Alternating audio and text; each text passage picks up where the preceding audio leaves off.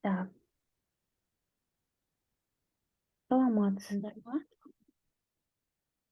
Тағы да бірнеше минут күте тұрайық. Саламатсыз ба? Ба?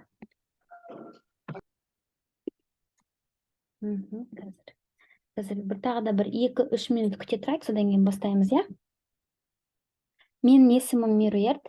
Мен бүгін сіздердің вебинар жүргізушісі боламын. Бизнес білім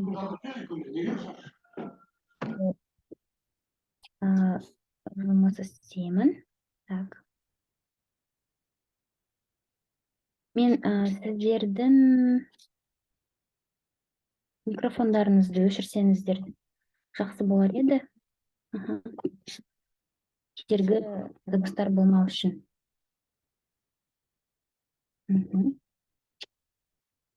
Бүгінгі біздің тақырып ол мақсатты аудитория және құндылық ұсынысы деген тақырып. Тағы да 1-2 минут күте тұрайық. Егер сұрақтарыңыз болса, осы чатқа жазсаңыздар болады, немесе микрофондарыңызды қосып сұрақ қойсаңыздар да болады. Егер қазір қолдарыңызда телефон немесе ноутбук болса, қолдарыңызға ручка алсаңыздар жақсы болады, өйткені бізде вебинар бойында біз практикалық жұмыс жасаймыз.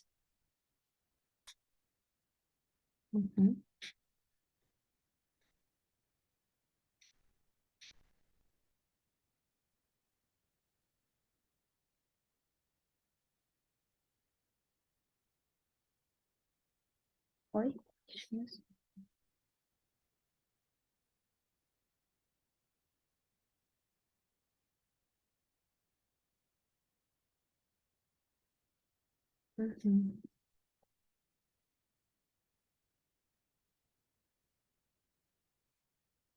Менің экраным көрініп тұр ма сіздерге?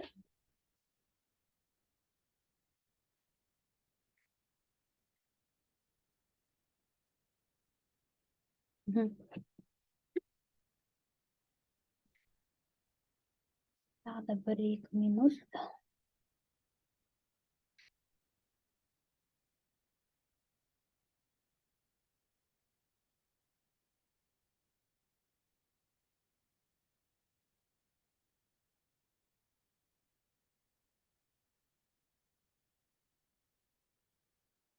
Енді бастай берсек болады деп ойлаймын.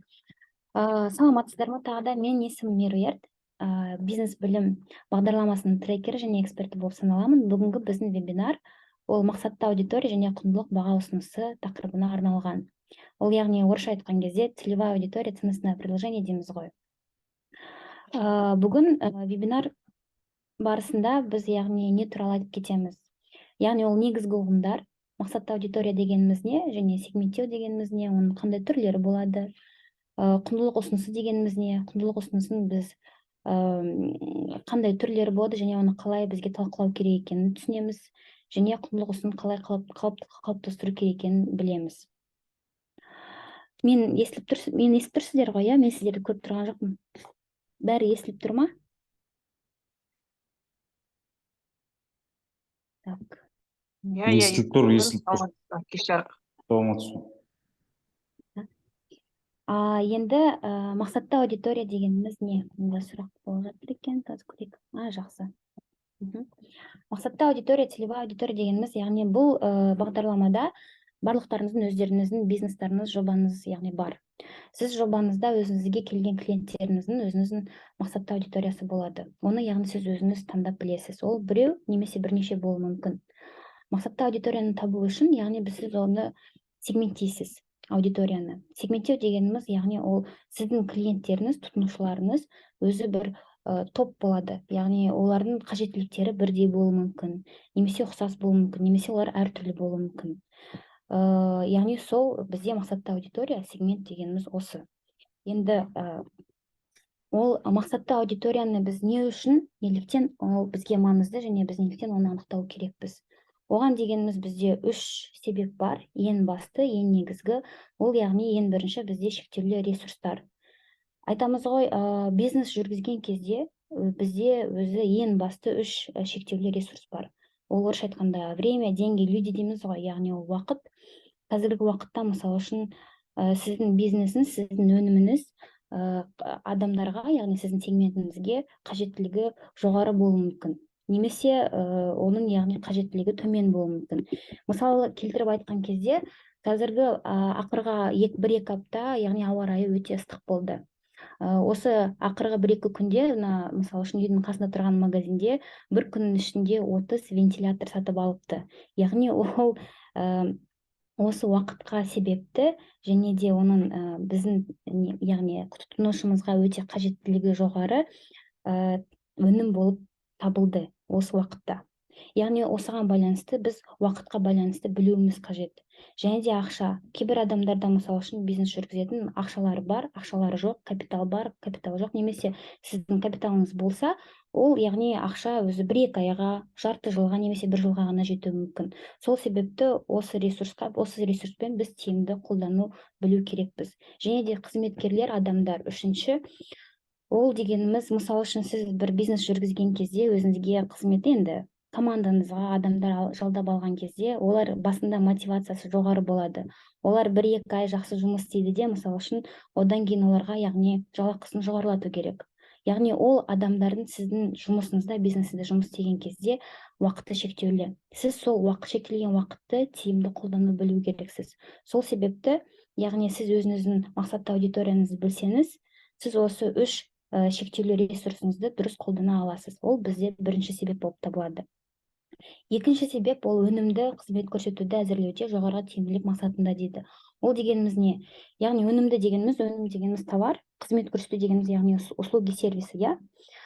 Мысалы үшін, сіздің бизнесіңізде клиенттер көп болады, тұтынушылар. Олардың өзінің, яғни, мен былай алғым келеді, маған мынандай товар керек, маған мысалы үшін осындай товар керек деген өзінің керек қажеттіліктері бар. Егер сіз ол бүкіл қажеттіліктердің бәріне, яғни оған берсеңіз, сіздің бизнесіңіз, сіздің ресурстарыңыз, сіздің энергияңыз шашырап кетеді.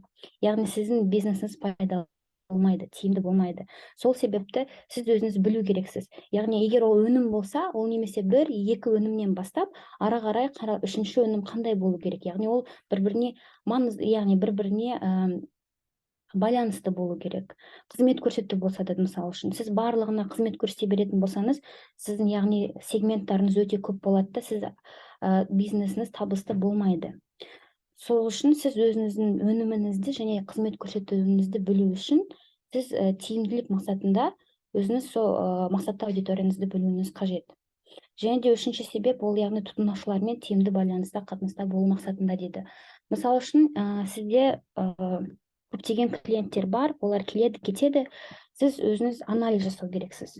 Яғни, егер сіздің клиенттеріңіз әр уақытта әртүрлі болса, сіз мысалы үшін бір сатып алып келген клиентіңіз екінші рет сізге қайта оралмаса, сіз сұрақ қою керексіз. Не үшін ол кетіп қалды, не үшін ол екінші рет келмеді, ол немесе екінші ретінде сіздің бәсекелестіктеріңізге кетіп қалды ма, яғни немесе сіздің өніміңіз дұрыс емес, қызмет көрсетуіңіз дұрыс емес, яғни осы тұтынушылармен қарым-қатынас өте жоғары, жақсы дәрежеде болу керек.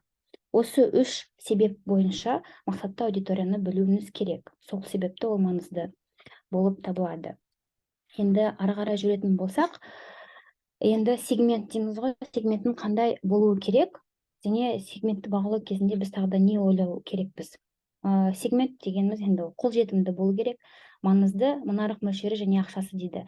Енді түсіндіріп кетсем, қолжетімді дегеніміз, мысалы үшін, сіздің өніміңіздің бағасы өте жоғары. Яғни оның бағасы өте жоғары болса, сіз мысалы үшін қазір бізде мысалы үшін 10 адам отыр, сіздер қай қаладан, қай жерден сіздер? Айтып кетсеңіздер, сұрағыма жауап берсеңіздер. Көріп тұрған жоқпын. Ақтау қаласынан, Уральск қаласынан, я.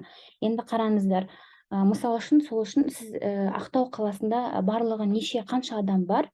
Мысалы үшін, Орал қаласында қанша адам бар, сіздер санайсыздар. Ол адам, мысалы үшін, енді орташа есептегенде 300 мың адам болса, мысалы үшін, ол 300 мың адамның, мысалы үшін, 50 мың адамы, 100 мың адамы, яғни ересектер, балалар, үлкен кісілер деген сияқты. Ол сол 300 мың адам ішінен мен енді дұрыс сандарды білмеймін, енді ойдан тауып отырмын. 20 мың адам Қаратөбе ауданы дейді мысалы үшін. 20 мың адамы мысалы үшін олардың жалақысы 200 мың, 150 мың болса, енді ай сайын бір 50 мың теңгеге өздеріне товар өнім ала алатындай, яғни өздерінің сондай жағдайлары бар. Сол адамдарға егер біз сегменттеп қарайтын болсақ, егер сіздің товарыңыздың бағасы сол 50 мыңнан 100 мыңнан көп болса, яғни сіздің сегментіңіз кішірейеді. Яғни Орал, Ақтау қаласында сіздің клиенттеріңіз аз болады. Сол себепті сіз сол өзіңіздің қазір қай қалада тұрып жатқан жеріңіздің нарық мөлшерін ақша түрінде есептей алуыңыз білу керек. Яғни сол себепті ол қолжетімді болу керек. Сіздің бизнесіңіз, өніміңіз табысты болу үшін. Содан кейін келесі сегментті бағалау кезінде тағы да не ойлау керек дейді. Ол дегеніміз бізде сегменттің динамикасы және бәсекелестік деңгейі дейді. Сегменттің динамикасы дегеніміз, мысалы үшін, сіз апта сайын егер сандардың бәрін өзіңізге жазып отырсаңыз, мысалы үшін, бірінші аптада 100 клиент болды, екінші аптада 90 клиент болды. Әр апта сайын сіздің сегменттің, яғни клиенттеріңіз динамикасы азайып бара жатыр. Яғни егер біз осы динамикаға қарап біз түсінеміз, не себепті ол азайып бар жатыр. Сіздің клиенттеріңіз, яғни сіздің тұтынушыларыңыз, сіздің бәсекелеріңізге кетіп қалды ма? Немесе сіздерде қажеттілік жоқ.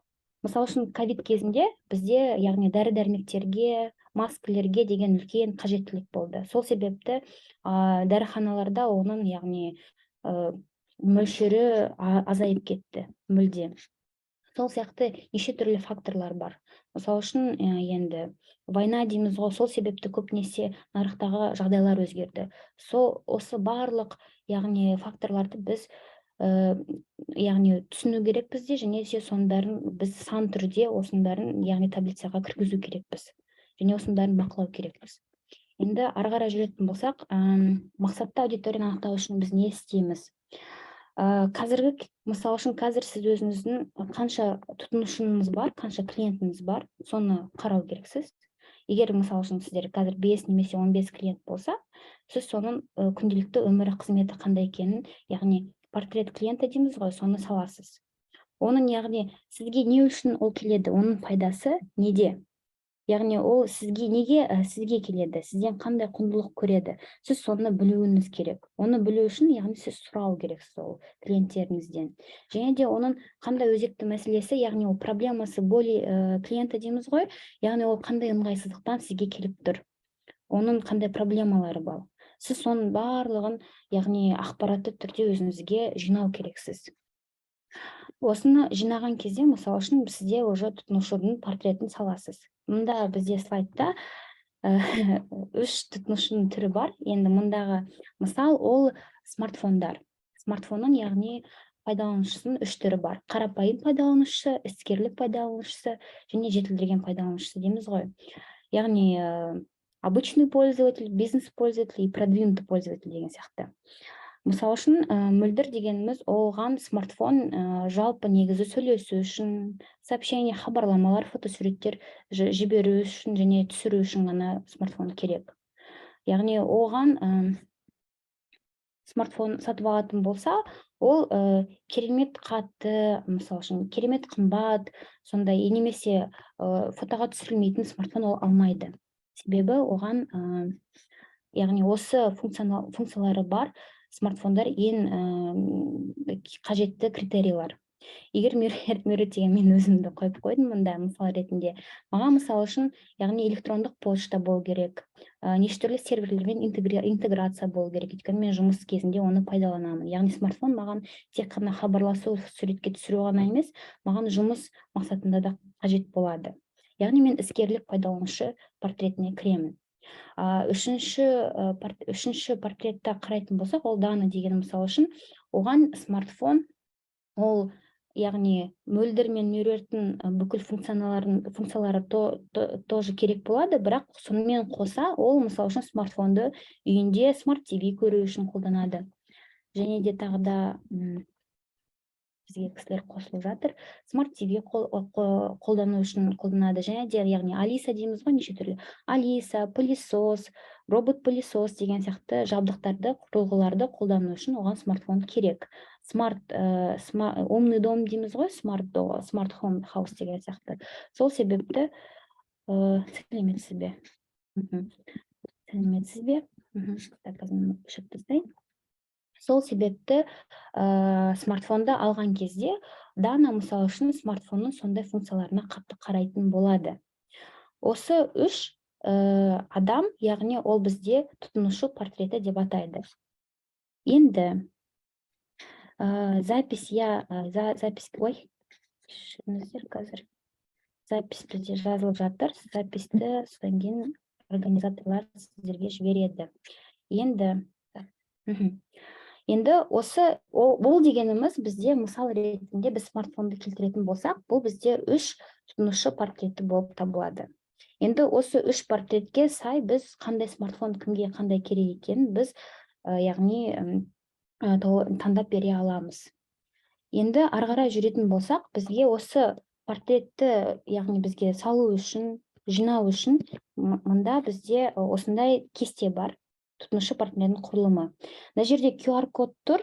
Егер қазір өздеріңізбен бірге телефондарыңыз болса, осы QR кодты камераңызға, егер iPhone болса, егер Android болса, өзінің бір приложениесі бар, сканер деген. Соны жазып алып, мына QR кодпен өтсеңіздер, мен осы QR код, осы таблицаның шаблонын интернетте қойып қойдым. Соны өзіңіздерге жүктеп ала аласыздар. Осы таблицада сіздер мысал үшін тұтынушыңыздың аты жөні кім екенін осыны толтыру керексіздер. Оның аты жөні кім, яғни оның жынысы, жасы, кәсібі, отбасы, хоббиі, қызығушылығы, қайда тұрады, не оқиды, кімнің пікірін тыңдайды. Міне осы яғни кімнің пікірін тыңдайды деген сұрақ бізде өте маңызды сұрақ. Себебі өздеріңіз қарап отырсаңыздар, көптеген бизнесте, өнімдерде, яғни қазір біз рекламаға көп сенбейміз. Біз яғни жақындарымыздан сұраймыз, біреу бірдеңе сатып алса, біреуге барса, біз сұраймыз, сен қайдан алдың, сен кімге бардың? Яғни біз өзіміздің жақынымыздың, достарымыздың пікірін тыңдаймыз. Сол себепті біз келешекте сатып аламыз. Яғни біз соның барлығын, яғни өзімізге жазып қою керекпіз. Неге? Және де оны не ынталандырады дейді. Және де біз оның күнделікті не істейді? Осы сұрақ бізге өте маңызды. Әдеттегі күні қандай, идеалды күні қандай? Мысал үшін, егер сіздің клиенттеріңіз, тұтынушыларыңыз, таңертеңнен кешке дейін жұмыста отырса, мысал үшін таңғы сағат 9-дан кешкі 6-ға дейін. Ал сіз мысал үшін қызмет көрсету бизнесі болса, мысал үшін массаж дейік, сізде клиенттер көп болу үшін, яғни сізде демалыс күндері сіздерге клиенттеріңіз көп келе алады. Егер сіздің яғни мақсатты аудиторияңыз жұмыс істейтін, яғни офиста отыратын адамдар болса, өйткені күні кешке дейін олар отырады, олардың белдері ауырады деген сияқты, олар шаршайды, и олар массажға мысал үшін демалыс кезінде немесе жұмыстан кейін келе алады. Яғни осындай адамдарға жақсы, яғни целевой аудиторияға жақсы түсу үшін сіздер егер Инстаграмда немесе басқа жерде, яғни реклама жүргізетін болсаңыз, сіз оны офистарға, яғни таргет дейміз ғой, таргеттің барлығын офистарға қоятын болсаңыз, мысалы үшін обеден перерыв, мысалы үшін обед кезінде 1-ден 3-ке дейін, сол кезде оларға реклама жақсы шығатын болады. Яғни ол таргетқа, ол рекламаға сіздерден ақша алады ғой, әрбір сағаты, әрбір несі сайын. Ал сіз сонда өзіңіз дұрыстап осы карта бойынша сол офистарды белгілеп, адрестарын жазып, уақытты белгілеп, яғни дұрыстап жақсылап сөйтіп, мысалы үшін сегментацияға бөлсеңіз, сіздің яғни $100 орнына, мысалы үшін 20 немесе $30 ақшаңыз кетеді таргетқа. Сол себепті, яғни күнде әдеттегі күні қандай, идеалды күні қандай, яғни осы сұраққа жауап бере отырып, сіз таргет қана емес, басқа да мысалы үшін қай жерде реклама, қай жерде сізге, яғни өзіңіздің өніміңізді, қызмет көрсету, яғни бизнесіңізді жарнамалау үшін не істеу керек екенін түсінетін боласыз. Оның өніммен, жобамен, бизнеспен өзара әрекеттесуі дейді. 4-ші дегеніміз сұрақ, ол яғни қандай жағдайларда тұтынады, сіздің өніміңіз туралы білмей тұрып, яғни қандай қажеттілікті қанағаттандырады дейді. мысалы үшін сіздің өніміңізді алмас бұрын кейбіреулері мысалы үшін көп интернеттен іздейді, таныстарынан сұрайды, кейбіреуі немесе ойланбай бірден ешқандай өзінің яғни более клиенті болмай тұрып өзі жолдан яғни сәттен сатып алады. Сіз сондай сұрақтарға жауап білген кезде қай клиент сізге қалай келгенін түсінесіз. Мына QR-кодты фотоға түсіріп алсаңыздар болады. Негізі мен ойлағанмын, қазір сіздер осы вебинар кезінде осының барлығын жазып өзіңізге толтырсаңыздар жақсы болушы еді. Бізде қазір мында 13 адам отыр. Так. Осы 13 адамның ішінен осы 4 сұраққа яғни 1-2-3 минут берейін, жазып көрсеңіздер, немесе жазбай өздеріңіз айтып осы сұрақтарға жауап беріп көрсеңіздер жақсы болушы еді. Мен өзім сөйлесіп тұрған сияқтымын мұнда вебинарда. Так. Так. Осы сұрақтарға жауап беріп көрейік.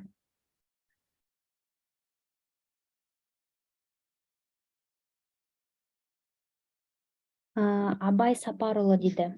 Абай, осындасыз ба?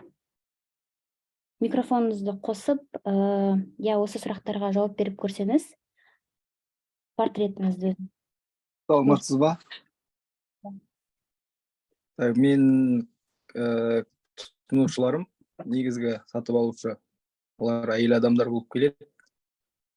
Енді отбасылы әйел адамдар, себебі тамақ ретінде менің өзім өндіретін кәсібім ол саңырауқұлақ, шампиньон саңырауқұлағы. Сол үшін олар тұтынушы ретінде, енді тамақ ретінде алады. Сол үшін мен ойлаймын, осы 30 жастан жоғары әйел адамдар, зейнет жасындағыларды алады.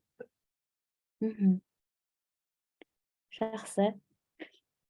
Ал енді сіздің тұтынушыларыңыздың ішінде постоянный клиент дейміз ғой? Сондай сізде? Постоянный клиенттер бар, иә. Жақсы. Енді осы кестені толтырған кезде өзіңіз, яғни постоянный клиенттеріңіз өзін толтырған кезде өзіңіз көресізде, олардың, яғни общий характеристика дейміз ғой, солар өзі білінетін болады. Және де жаңадан келген тұтынушылар болса. Рахмет сізге. Ал енді келесі. Рахмет үлкен Абай. Мұнда Есенжан дейді. Айнұр, Есенжан. Кім тағы да айтқысы келеді?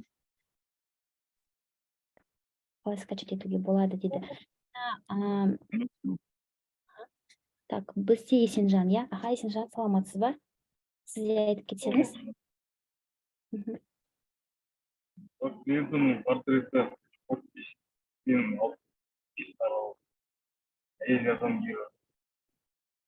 Маған біраз жаман келіп тұр. Дауысыңызды қаттырақ шығарып айтсаңыз.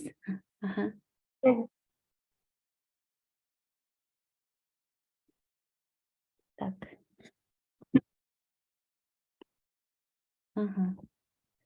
Қайырлы кеш. Енді жақсы болып тұр. Есенжан, саламатсыз. Қандай сұрақ еді, айтып жібересіз ба? Тұтынушы портретінің құрылымы дейді. Яғни біз өзіміздің портретімізді салу үшін біз осы сұрақтарға жауап береміз. Қазіргі кезде сіздің тұтынушыларыңыз кім болып табылады? Осы 4 сұраққа жауап беріп кетсеңіз. Тұтынушыларымның портреті 30 жас пен 55 жас аралығында. 60% әйел адам, 40% ер адам. Сіз сонда не сатасыз оларға? Олар не алады сізден? Қандай кездерде? Стеклянная перегородки. Қандай кез уақыт жоқ, графикный нормирование клиенттің үйіне шақыруына байланысты көбіне жөндеу жұмыстары жүріп отырған үйлерге барамыз. Жаңадан алынған жөндеу жұмыстары соған. Жақсы. Стеклянный перегородки, терезе саламыз, каленое стекло, үлкен мекемелер, гостиницы, офисные перегородки. Көбінесе сіз... Адамның тұтынушының основной просто бізде өтетін тауар ол үйге арналған душ кабиналары, межкомнатный перегородкалар дейді ғой, межкомнатный перегородкалар. Бізде былай ғой, көбінесе әйел адам заказ береді, ақшаны төлейтін ер адам ғой. Немесе жолдас болады, солай болады. Тұтынушының портреті былай айтқанда. Аха, жақсы, А рахмет. былай үлкен кәсіп нелер олар сыра предприятиялар ол то ипо болып келеді, оны білмейсің енді кім екенін. Ер адам бол 100%. Аха, жақсы, рахмет. Мында тағы да бір. Аха. Қазір мына QR кодты егер фотоға түсіріп алсаңыздар, мына осы кестенің несі бар, шаблоны бар, өздеріңізге жүктеп ала аласыздар. Рахмет үлкен Есенжан. Тағы да енді Мөлдір Қадырова дейді, сіз айтып кетсеңіз өзіңіздің тұтынушы портретіңізді. Мөлдір Қадырова, сіз тыңдасыз ба?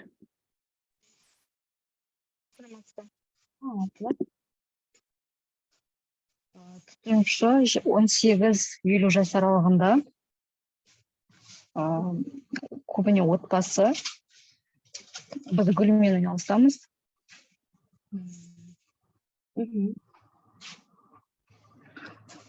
Күнделікті жұмыстағы адамдар, в основном мерекелерге, туған күндерге орай белгілі бір датаға байланысты алынады. Кей жағдайда просто еш себепсіз алған уақыттар болады.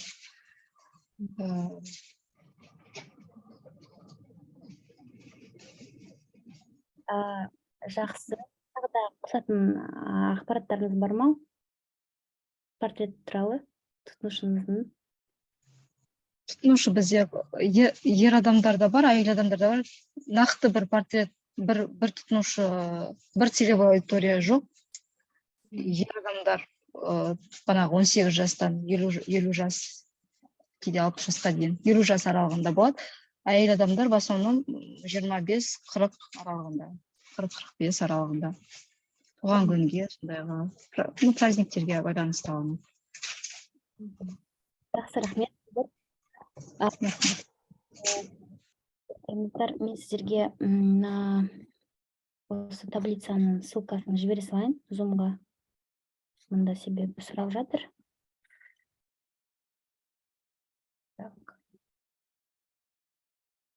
Мына кестенің шаблонын Zoom-ға жібердім. Енді қараңыздар мында. Сіздер қазір енді айтып жатқан кезде тұтынушылардың, яғни бір сегмент емес, сіздерде көптеген портреттер бар. Енді бұл портрет дұрыс анықтау үшін бізге, яғни клиенттерін біз санын шығару керекпіз. Яғни санымен қоса, мысал үшін сізде 10 клиент болуы мүмкін, бірақ 10 клиенттің ішінен, мысал үшін 5 клиент, яғни өте төмен бағада, яғни төмен средний чек дейміз ғой, алу мүмкін, бірақ сол 10 клиенттің ішінен 3-4 адам, яғни үлкен чекке сізде сатып алу мүмкін. Біз, яғни, егер сіздің бизнесіңіз табысты болу үшін, біз сол көп сатып алған, яғни үлкен суммаға сатып алған адамға біз бірінші қараймыз. Сол адамдарды, яғни біз портретін анықтаймыз. Содан кете, яғни постоянный клиент дейміз ғой, постоянный клиентті анықтаймыз. Себебі көптеген бизнесте, яғни көп пайдалы келетін адамдар, тұтынушылар, ол бізде постоянный клиент болып табылады. Егер өздеріңіз байқап отырсаңыздар, клиенттер сізге келген кезде болады ғой, кейбір клиенттер көп сұрақ қойып, көп уақытыңызды алып, бірақ аяғында сізден түк те сатып алмайды. Бірақ сіздің көптеген уақытыңызды, энергияңызды, ресурсыңызды алып кетеді. Ал кейбір адамдар келеді, тез-тез сұрайды, ақшасын береді, кетеді, яғни пайдасы көп, табысты клиенттер, яғни осындай сегментқа, осындай портретке бізге, яғни внимание дейміз ғой, көз салу керекпіз. Сондай клиенттердің біз портретін шығаруымыз керек. Сол кезде бізде, яғни ең керек деген 3-5 портретті біз шығарсақ, біз уже өзіміздің сегментациямызды біліп, осы мақсатта аудиториямызды таба аламыз. Ары қарай жүретін болсақ, мында дегеніміз, так, мен мынаны алып тастайын, біраз компьютер қосяқты. Бүгін және де вебинар бойында мен сіздерге, яғни чат GPT дейміз ғой, сіздердің ішінде мында бізде 13 адам отыр, яғни 12 дейміз, 12 адам ішінен қайсыларыңыз чат GPT-ді қолдана алады. Осы группаға плюсик қойып жіберсеңіздер болады. Мен сіздерге соны көрсетіп үйреткім келеді. Өйткені сіз өзіңіздің, яғни ценностное предложение дейміз ғой, соны формулировка істеген кезде, яғни сөйлем ретінде жазған кезде сізге сол чат GPT өте жақсы көмектеседі. Мұнда дәстүрлі бизнес үшін мақсатты аудиторияның 20 түрі дейді. Осы 20 түрді шынымен айтқан кезде сол бізге чат GPT тауып берді. Яғни бұл дегеніміз бізде примерлар, қандай мақсатты аудитория түрлі бола алатынын, өйткені көбінесе бұл бизнес білімде бізде, яғни дәстүрлі бизнестер көбінесе кездеседі IT стартаптарға қарағанда, иә. Мынаны суретке түсіріп алсаңыздар болады. Мұнда әр түрлері бар, және де қазір аяғына келген кезде біз сіздермен бірге компьютерді ашып, чат GPT-ға кіріп, өзіміздің ценностное предложение дейміз ғой, соны формулировать етуге үйренеміз. Ары қарай жүретін болсақ, енді құндылық ұсынысы.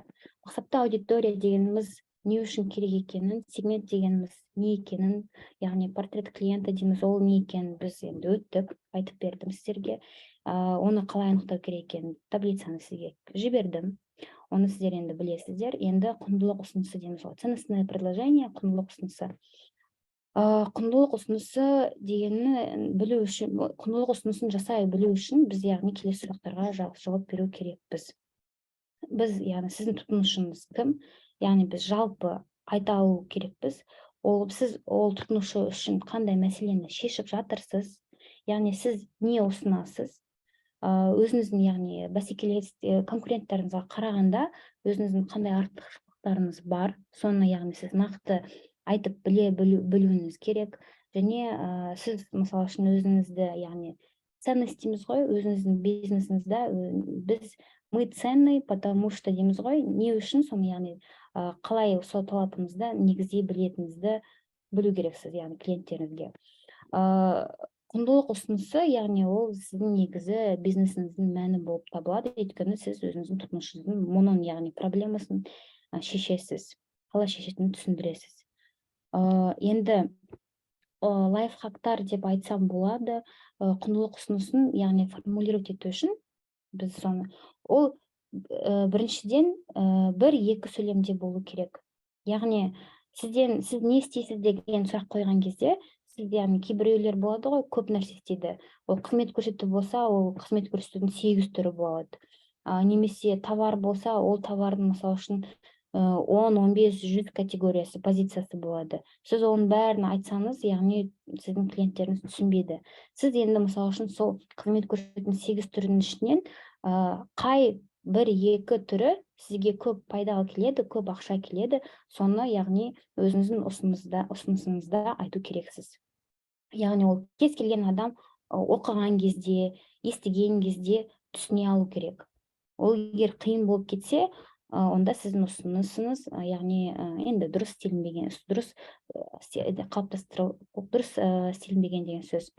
Және де сіздің өзіңіздің тобыңыз, яғни команданыз, сізге жұмыс істейтін адамдар миссияңызды жақсы білу керек. Яғни сіз не үшін ол жұмысты атқарып жатырсыз, сіз не үшін ол өнімді сатып жатырсыз, немесе не үшін сол қызметті көрсетіп жатырсыз, ол сіздің миссияңыз болу керек. Мұнда миссия деген кезде енді көп айтатын шығар, енді ақша көп табу керек, ақша көп табу үшін деп. Бірақ ешқашанда ақша туралы өйтіп айтуға болмайды. Себебі ол сіздің өзіңіздің мақсатыңыз енді көбірек пайда болсын, табыс болсын, ақша болсын деп. Ал сіздің тұтынушыларыңызға ол енді айтамыз ғой, непривлекательно звучит. Яғни сіз оған ұсыныс білдірген кезде, сіз олардың, яғни тұтынушыларыңыздың проблемасынан кіру керексіз. Яғни олардың адамдардың өзінің ыңғайсыздығы, проблемасы, эмоцияларымен қандай сезімдер сезінеді, сол негативный эмоциялардың барлығын жинап, яғни сол жинап сіз өзіңіздің тұтынушыңызға келген кезде, соны айтып, біздің миссиямыз осының бәрі шешу деген кезде, яғни адам сізге сіздің өніміңізді, қызметіңізді алуға тырысады, иә? Вот, айтып тұрмын, яғни клиенттің ауырсуының және триггерлерін түсінуіңіз керек. Және де келесі нәтижесінде клиент не алады? Яғни біз басында айтқан кезде оның жағымсыз эмоциялары, триггерлары, яғни проблемаларын айтып, соның шешімінде, яғни қорытындысында ол нәтижесінде не алатын көрсетіп деген сияқты осының барлығын ұсынысыңызда айтсаңыз, сіздің тұтынушыларыңыз яғни түсінетін болады.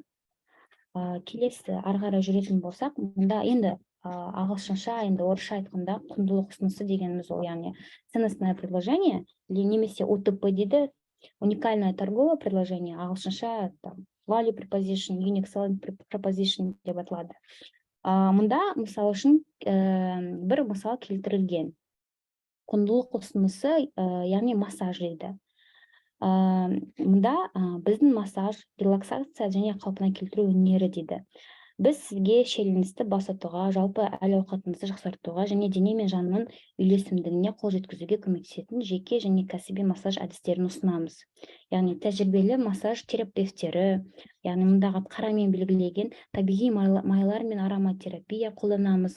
Біздің миссиямыз сізге шиеленісті жеңілдетуге, яғни стрессті, қан айналымын жақсартуға, ауырсынуды жеңілдетуге және әл-ауқатты жақсартуға көмектесу болып табылады дейді.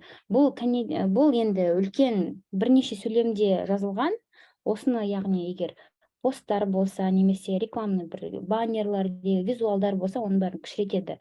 Бірақ негізі, мысалы үшін мұнда осы 1-2, мұнда неше бізде 5-6 сөйлемнің ішінде, яғни олар не істейді, олардың яғни аудиториясы кім, қандай проблемалар бар, және олардың сол проблеманы шешуде кімдер яғни қызмет атқарады, және олар нені қолданады, және олар мысалы үшін тағы да не тұр, сіз нәтижесінде энергияны қалпына келтіруге, стресстен арылуға және үйлесімдікті сезінуге дейді. Нәтижесінде сіздер осындай яғни сезімге, осындай жағдайға келетініңізді көрсетіп тұр. Яғни сіздер де өзіңіздің өнімдеріңізде, бизнестеріңізде осы 5-6 сөйлемде осы ойдың барын жеткізе білуіңіз керек. Енді ары қарай жүретін болсақ, сұрақтарыңыз болса, сіздер жазып сұрап отырыңыздар. Ары қарай жүретін болсақ, тағы да бір жақсы құндылық ұсынысында біз көбінесе назар аударамыз неменеге. Егер бізде клиенттерге, мысалы үшін, мен бір жұмысты 8 сағат бойы атқарамын. Егер маған, мысалы үшін, рекламада шықса, сіздің уақытыңызды, яғни 8 сағатыңызды 2 сағатқа айналдырып, сіздің, яғни 20.000 теңгеңізді 5.000 теңгеге айналдырып, осынша ақша үнемдейсіз деп, егер сандармен, егер біз осы ұсыныс болатын болса, ол, яғни маған аттрактив дейміз ғой, привлекательный болып көрінеді. Мен, яғни, ары қарай білгім келеді. Ол не деген ұсыныс? Ол не? Олар қанша тұрады? Олар не істейді? Сол себепті көбінесе сол сандарды қолданған өте тиімді болып табылады. Қанша ақша үнемдейсіз, қанша күн үнемдейсіз, уақыт үнемдейсіз, сол яғни экономить время, деньги и людей деген сияқты да. Сондайды қолдансаңыз өзіңіздің ұсынысыңызда, бұл бізде өте привлекательный болады. Енді мұнда бізде әрбір сегменттің өзіндік құнды ұсынысы бар дейді. Құндылық ұсынысының формуласы. Бұл бізде жасылмен жазылған, ол бізде формула. Осы формуламен егер сіз қазір өздеріңіздің бизнесіңіздің, яғни өзіңіздің ұсынысыңызды формулировать етсеңіз, жақсы болады. Қазір давайте каждый өте шығайық. Мұнда яғни формула бойынша біз дейді X компаниясы Y жағдайындағы Z тұтынушыларына S технологиясымен мәселесін шешуге және V мәнін, бағалығын, құндылығын алуға көмектесеміз дейді. Өте оңай, иә? Осы бір сөйлемнің ішінде, яғни 1, 2, 3, 4, 5, яғни 5 факторды айтып шығады. Осы формуланы пайдаланып, енді біз және Гүлназ, Алмагүл, Динара өздеріңіздің құндылық ұсыныстарыңызды айтып кетсеңіздер, жақсы болады. Микрофондарыңызды қосып, немесе біраз ойланып, егер чатқа жазып деген сияқты бір-біріңіздің құндылық ұсыныстарыңызды тыңдап оқып көрейік. Және де обратная связь дейміз ғой, не ойлайсыздар, басқа біреудің құндылық ұсынысы енді звучит ли привлекательно, немесе түсініксіз, түсінікті деген сияқты көзқараспен алмассақ жақсы болады.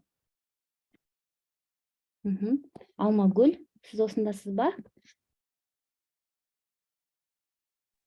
Аха, саламатсыз ба? Саламатсыз ба? Естіліп тұр ма? Иә, естіліп тұр.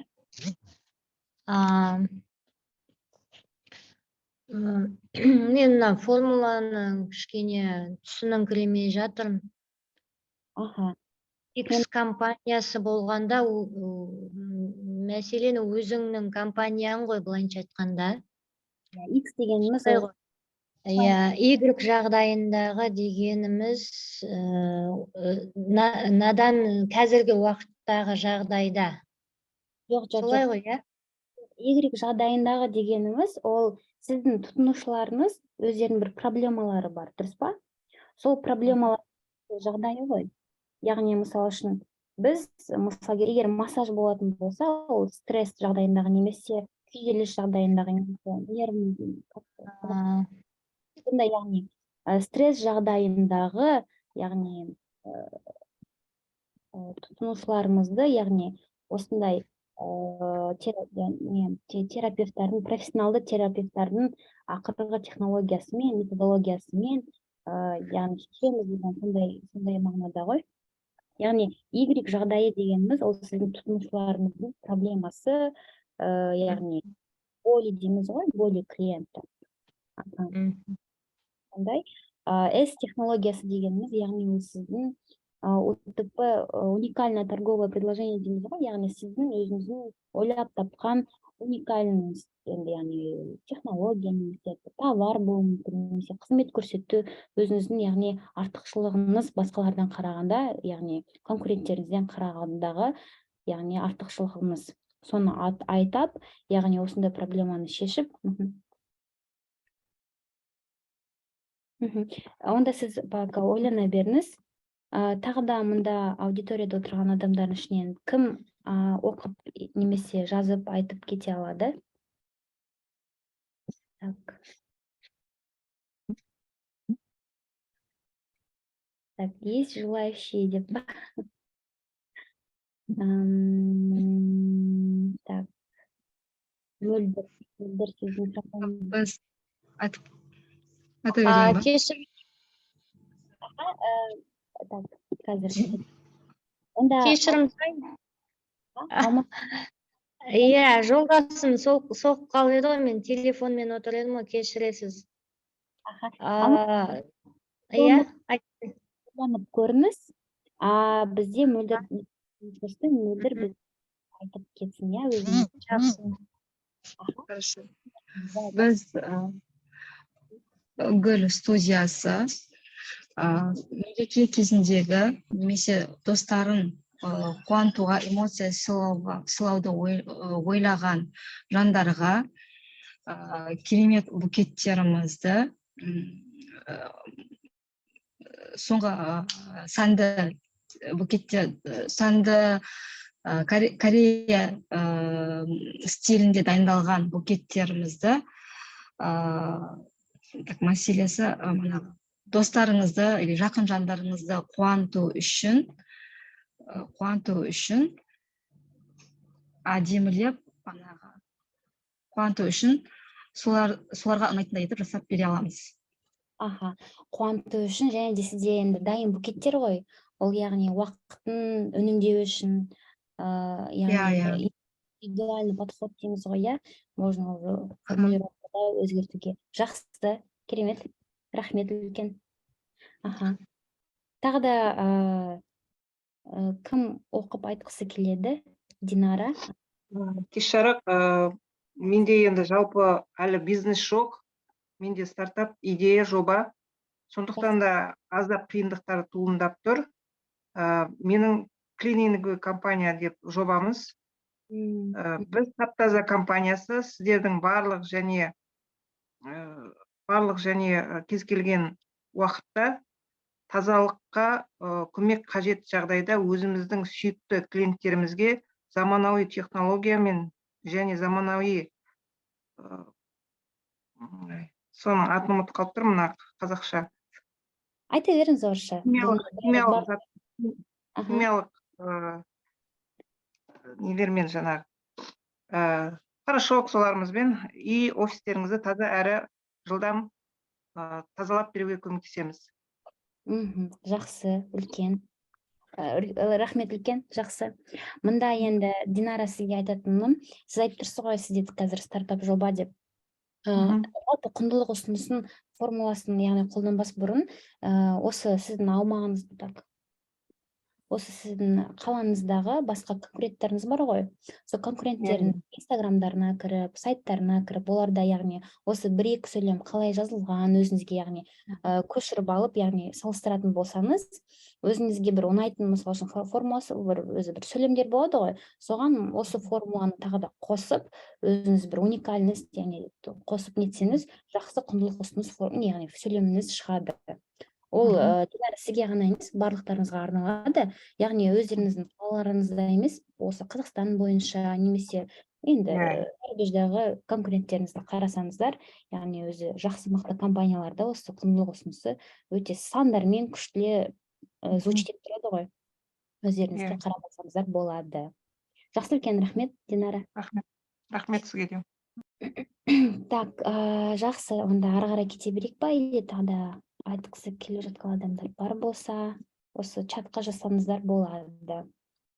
Енді ары қарай жүретін болсақ, бұл енді бізде формуласы, бізде көбінесе бүкіл материал осы вебинарлардың көбінесе орыс тілінде кездеседі. Осы орыс тілден мен қазақша түріне, яғни қазақша тіліне аударған түрім ғой. Егер кейбір жерлер түсініксіз болса, обратная связь деген сияқты енді айтсаңыздар болады. Енді ары қарай жүретін болсақ, Астервальдер бизнес моделі дейді. Астервальдер бизнес моделі дегеніміз ол енді көбінесе андай бір үлкен бизнестарға арналады. Уже яғни цифрлары бар, обороттары бар, выручкасы, прибылі бар, яғни өзінің бір воронка продаж дейміз ғой, өзінің клиентский сегмент, клиентский воронкасы бар, яғни уже бір какой-то бір историясы бар, яғни сондай бизнестерге арналған осындай кесте болып табылады. Осы Астервальд кестесі бойынша мен сіздерге жақсы бір статья жібере аламын. Содан кейін осы ссылкасын жіберем сіздерге. Ол бірақ та бұл статья орыс тілінде жазылған, бірақ осы үлгіні қалай толтыру керек екенін түсіндіреді. Егер осыны қазір өтіп кететін болсақ, бұл Астервальд дегеніміз ол бизнес модел канвас дегеніміз бизнес моделін толтыру. Мұнда яғни 9 блок бар. Осы 9 блокты толтырған кезде, яғни әрбір блокты толтырған кезде сіз өзіңіз 4-5 сұраққа жауап бересіз. И аяғында нәтижесінде осы үлкен үлгі толған кезде сіз өзіңіздің, яғни бүкіл бизнесіңіздің бизнес моделін түсінесіз. Яғни қай жерде сіз мысалы үшін көп, яғни упор дейміз ғой, көп талпынуыңыз керек, дұрыстауыңыз керек деген сияқты. Егер қазір мысал ретінде өтетін болсақ, мұнда бірінші блок дейді. Мұнда бізде пример келтірілген. Пример дегеніміз ол бізде Uber мен Netflix екі компаниясы. Uber дегеніміз қандай компания екенін білетін шығарсыздар. Кім білет? Қолдарыңызды көтеріп немесе микрофондарыңызды қосып айтсаңыздар болады. Uber дегеніміз ол қандай компания? Uber такси сервисі ма? Жақсы, такси сервисі. Netflix дегеніміз? Кино саласында. Подписочная модель, яғни бізде қазір Smart TV қосқан кезде Иви, Ока, Netflix деген, яғни подписочная сервисная модель, да, сериалдар, кинолар көретін. Енді қараңыздар, сегменты клиентов дейді. Бұл осы Астервальд моделін түсіндірген кезде біраз орысша айтсам, сіздер қарсы емессіздер ма? Орысша түсіндіріп кетсем, егер түсініксіз болса, сұрасаңыздар болады, иә? Яғни сегменты клиентов. Uber'да, то есть пассажиры, ол бізде те люди, которым нужно куда-то доехать, да, получается. А Netflix это у нас уже любители кино, любители сериалов. Это получается их сегменты клиентов. Сол сияқты сіз мысалы үшін қазір өзіңіздің сегментіңізді табасыз. Ең басты бірінші, ең негізгі клиенттарымыз. Екінші, яғни второстепенные клиенты, которые у вас покупают, бірақ өте, яғни редко покупают. Екінші блок, яғни ценностное предложение дейді. Мысалы үшін Uber'да бізде ол қалай аталады? Надежные и удобные поездки дейді. Дополнительный источник дохода. Яғни қараңдар, ценностное приложение, мұнда сегменты клиенты деген кезде, мұнда екі сөйлем тұр. Те, кому нужно куда-либо поехать, ол яғни бірінші сегмент, ол пассажиры, которые пользуются такси. Екінші сегмент, ол яғни олардың, водители, да, владельцы автомобилей, водители. А Netflix'та получается бізде бір-ақ сегмент, ол кино қарайтын адамдар. Енді Uber'да мысалы үшін бизнес моделін қараған кезде екі сегмент, екі адамға да екі пайда бар. И олар сол кезде мысалы үшін әрбір сегментті таңдаған кезде, ценностное предложение істеген кезде, олар осы екі сегментқа бәрін атап шығады. В ценностном предложении, допустим, бірінші сегментқа, пассажирларға, олар деді надежные и удобные поездки дейді. Ал для водителей дополнительный источник дохода. Звучит понятно и привлекательно. Netflix, мысалы үшін, оған қарайтын болсақ, просмотр развлекательного контента по требованию в любое время, в любом месте дейді. Мұнда енді Netflix'in тағы да жақсы бір ценностное предложениесі мұнда жазылмаған, бірақ айтып кетсем, ол яғни качество. Кез келген басқа сайттардан, егер немесе подписочный модельден қарасаңыздар, мысалы үшін көп несе качествосы дұрыс емес, субтитрлар деген сияқты, және де Netflix'та мысалы үшін загрузкасы бар, бірақ бүкіл басқа конкуренттерінде онда загрузка болмайды. Егер телефонды қарайтын болсақ, телефон, планшет, телевизор, смарт-ТВ, да, компьютер деген сияқты. Мұнда яғни просмотр развлекательного контента дейді. Үшінші және төртінші блокта қараңыздар. Взаимоотношения с клиентами дейді. Uber'да, яғни сервис для самодостаточного заказа, рейтинг, отзывы, обратная связь, поддержка клиентов. Яғни ол пассажирларға, мысалы үшін такси шақырған кезде бізге ол өте маңызды қажетті ақпарат. Яғни егер машинаның рейтингі төмен болса, сіз ол машинада яғни дұрыс жүргіңіз келмейді. И отзывтары немесе, отзывтары жаман болса, сіз уже с недоверием смотрите на этот, получается, автомобиль, правильно? А также, допустим, если Uber'мен салыстырған кезде, егер Яндекс'та қарайтын болсақ, Яндекс'та бір өзінің рейтингі болады, 4-тен ба, 3,5-нан ба, точно қазір білмеймін, бірақ сол кезде олар ол таксистерді, мысалы водительдерді блокқа қойып тастайды бір айға. Содан кейін, яғни қайтадан бір возможность берді, сондай өздерінің бір правилалары бар. Мұнда сұрақ қойылып жатыр, айта беріңіз, иә дейді. Жақсы. Енді келесі сегментіне, яғни каналы дейді. Взаимоотношения с клиентами айттық. Енді Netflix'in взаимоотношения с клиентами. Собственный сервис плюс рекомендация от искусственного интеллекта дейді. Енді қараңыздар. Netflix'та сіз кірген кезде, регистрация жасаған кезде, ол сізге біткен таңдау береді. Надо выбирать, какие сериалы, фильмы вам нравятся. Сіз 3-4-5 таңдайсыз, жанрларына байланысты, оның өзінің бір алгоритмі бар. Ол алгоритмі, яғни сол на базе искусственного интеллекта дейді ғой, сізге сіздің бірінші 3-5 ұнаған киноңыздың жанрына қарап, оның яғни мелодрама, драма, яғни қандай актерлар онда оқиды, оның режиссерлары қандай, соған қарай отырып, соған ұқсас, рейтингі ұқсас, жанры ұқсас сізге киноларды таңдап береді. Ол яғни искусственный интеллект, яғни осы взаимоотношениясында осыны жазып қойған. Енді каналы дейді. Каналы мұнда Uber'да, приложение Uber, сайт Uber дейді. Любое устройство, приложение такси. Енді бұл бізде технологические бизнесы, яғни IT үлкен компаниялар, и онда каналы, яғни мобильное устройство, приложение, сайт, любое устройство, приложение, сайт. А сіздерде, мысалы үшін, егер IT-ға қатысты емес болса, ол яғни Instagram, немесе тағда сіздің бизнесіңізға, өніміңізге қалай, мысалы үшін, сіздің тұтынушыларыңыз келе алады. Сол каналы связиға, получается, каналы дегеніміз сіздің бизнесқа келетін клиент тұтынушылардың каналы. Қай жерден келеді, қай жерден кіреді, қай жерден сіздер туралы біледі, сол дегеніміз каналы, да. Бесінші блок, ол бізде потоки доходов дейді. Проценты с поездки дейді. Енді мұнда қарап отырсақ, Uber'да бірінші сегменті пассажиры, олар, мысалы үшін, прибыль не получают, но они тратят деньги, но они за это получают равно поездку. Но, допустим, потоки дохода, екінші сегментінде, мысалы үшін, водители получают проценты с поездки. Простите, я тут перепутала. Проценты с поездки получает сама компания Uber. Тут не про сегменты, а про саму компанию, как они получают прибыль. Да, мен немножко не туда ушла. Мында Netflix'та қарайтын болсақ, яғни Netflix зарабатывает чисто на подписочной модели.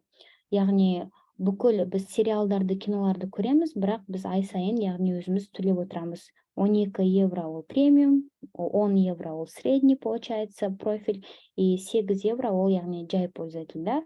Разницасында, яғни качество видео, загрузка, типы сериалов деген сияқты. Енді 6-8 блокқа қарайтын болсақ, ключевые действия дейді. Uber'да разработка платформы, поддержка пользователей, маркетинг. Так, өшірсеңіз. Ключевые действия, яғни маркетинг, привлечение пассажиров и водителей дейді. Енді Netflix'қа қарайтын болсақ, ключевые действия производства, лицензирования контента, развитие собственной платформы дейді. Көптеген кинолар, сериалдар, мысал үшін бізде пиратский версияда. Netflix'та, мысал үшін, это все лицензировано. Яғни Netflix'тің сериалдарын, киноларын сіздер басқа сайттардан, басқа платформалардан көре алмайсыздар. Егер де көретін болсаңыздар, ол көбінесе пиратская версия болып табылады. Енді ключевые ресурсы дейді. Бренд, технологическая платформа, сеть водителей дейді. Енді бренд дегеніміз Uber'ді бәріміз білеміз. Технологическая платформа ол дейміз сайт, приложение. Сеть водителей, яғни Uber'дің өзінің корпоративный культурасында, яғни водительдердің өзінің бір-бірлерінің, мысалы үшін за рубежом, олар бәрі бір-бірін біледі. Uber неше түр-несі болады. Велосипедная поездка деген бар. Өзі автомобильдердің түр-түрі болады. Бизнес, яғни премиум, комфорт деген сияқты. Netflix'та, мысалы үшін, ключевые ресурсы, платформа Netflix и коллекция кино дейді. Товарный знак. Енді ары қарай жүретін болсақ, так, 7-9 блок. Ключевые партнеры, системы обработки платежей Uber'да, система, определяющая положение пользователей на карте дейді. Netflix'та қарайтын болсақ, продюсеры компании кабельного вещания, потребители электроники. Енді қараңыз, мұнда бұл Астервальд бизнес-модель кестесінде бізде көріп тұрсаңыздар, ол өте біраз комплексный, яғни үлкен компанияларға біраз арналған модель болып табылады. Егер сіз, мысалы үшін, қазір осы 9 блоктың бәрін толтыра бастасаңыз, сіз кейбір блоктарды дұрыс енді толтыра алмауыңыз мүмкін. И это нормально, потому что информации недостаточно, да, для, допустим, вот ключевые партнеры деген сияқты, допустим, ключевые действия, ключевые ресурсы деген сияқты, осындай сұрақтарға жауап беру үшін, мысалы үшін, уақыт керек, какой-то оборот болу керек, какой-то поток клиентов болу керек, на потоке этих клиентов должен быть какой-то анализ данных, мысалы үшін, и исходя из этих всех данных, сізде уже какой-то формируется вывод, да, нәтижелер. Соған уже, исходя из этого всего, сіз яғни осы блокты күшлеп толтыра аласыз да, өзіңізге анализ жасай аласыздар. Вот. Енді структура издержек деген енді ол сұраққа сіздер жауап бере аласыздар. Яғни технологическая платформа, маркетинг зарплаты, Uber'да. Яғни ол платформаны, яғни болу үшін оған ақша төлеу керек, маркетингке ақша керек, зарплатаға ақша керек деген сияқты. Netflix'та, мысалы үшін, производство, лицензирование контента. Netflix, например, бізде, как вы знаете, сериалдардың көбінесе өздері как бы продюсирует, ақша төлейді.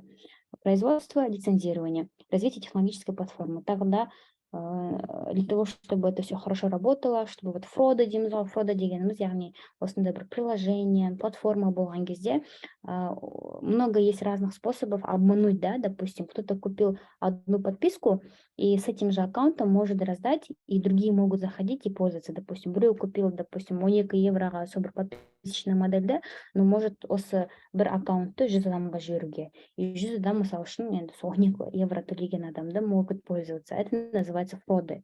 И чтобы вот это все избежать, получается развитие технологической платформы. Много разработчиков, они им всем платят, и чтобы вот эта вот безопасность была, это все вот как бы регулировать. Кешіріңіз, енді ары қарай жүретін болсақ, ол бізде Астервальд бизнес-моделі. Астервальд бизнес-моделі енді былай айтқанда, сіздерге қатты керек қазіргі осы сіздердің просто қазір мысалы үшін бізде аудиторияда 14-13 адам отыр. 13 адамның ішінде бизнестарыңыздың мысалы үшін қандай деңгейде екенін мен әзірше білмеймін. Сіздер қазір мысалы үшін айтып кетсеңіздер, сол деңгейге байланысты осы Астервальд бизнес моделін мысалы үшін осы кестені толтырып бастасаңыздар, қазірден бастап келешекте егер барлығын толтыратын болсаңыз, сіз жақсы анализ істей аласыздар. Осы Астервальд моделін мысалы үшін көптеген үлкен компаниялар толтырады, және де олар өздерінің метрикаларын жақсы түсінеді. Экономикасын, финансовый, яғни сандардың барлығын, қалай жұмыс істейді, кім оның аудиториясы, қандай клиент, қандай взаимоотношения, какая лояльная система деген сияқты. Осы кесте бойынша, яғни для дальнейшего развития бизнеса Астервальд модель уже жақсы көмектеседі. Бірақ бұл қатты енді мысалы үшін обязательный зат емес, бірақ ақпарат ретінде, яғни сіз чтобы білуіңіз үшін өте яғни пайдалы кесте болып табылады. Ең бастысы осы бүгінгі біздің вебинарда, ол яғни осы құндылық ұсынысын формуласымен, яғни сіз өзіңіз құндылық ұсынысты жазып біле алсаңыз, өзіңіздің яғни мұнда айтып кеткенде портретіңізді, яғни мақсатты аудиторияның ішінен сегментацияларды тауып, сол сегментацияның ішінде яғни өзінің тұтынушы портретіңізді яғни жинап ақпаратын жазып білсеңіз, ол бізде осы вебинардың мақсаты болып табылады. Енді сіздерге үй жұмысы, ол бізге осы 4 тапсырма, ол яғни осы 4 тапсырманы яғни үй жұмысына алсаңыздар, қандай құндылық осы, яғни өзіңіздің өніміңіз тұтынушыға қаншалықты пайдалы екенін сіз яғни білуіңіз керек, өзінің тұтынушыларыңыздың яғни қандай проблемалары, негативті эмоциялары бар, мысалы үшін сонымен кіріп, соны шешуге қандай сіз өзіңіз өнім немесе қызмет көрсету бере алатыныңызды айтсаңыз, қандай пайда олар нәтижесінде ала алатын, яғни күшлеп тұрып осыны жазып білсеңіздер, осы тұжырымдаманы, яғни өзіңіздің мақсатты аудиторияңызға, яғни 5 мүшесіне сынап көруіңіз керек, яғни айтып көруіңіз керек. Егер сіздің осы клиенттеріңіздің ішінен солар сізбен яғни келіссе, сіздің ұсынысыңыз дұрыс, яғни звучать етсе, ол дегеніміз сіз яғни құндылық ұсынысыңызды жақсы істедіңіз, яғни жақсы формулировать еттіңіз деген сөз. Егер де тағы да сұрақтарыңыз болса, Телеграмда бұл менің никнеймім.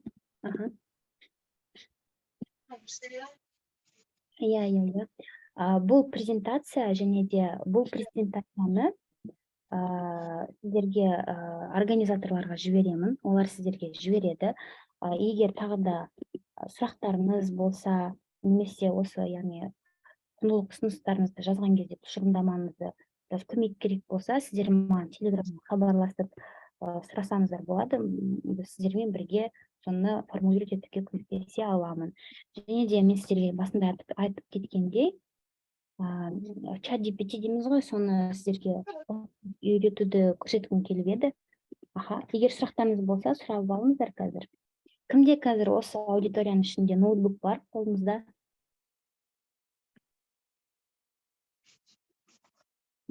Ноутбук, телефондарыңыз болса, қазір ноутбуктарыңызды алып көріңіздер.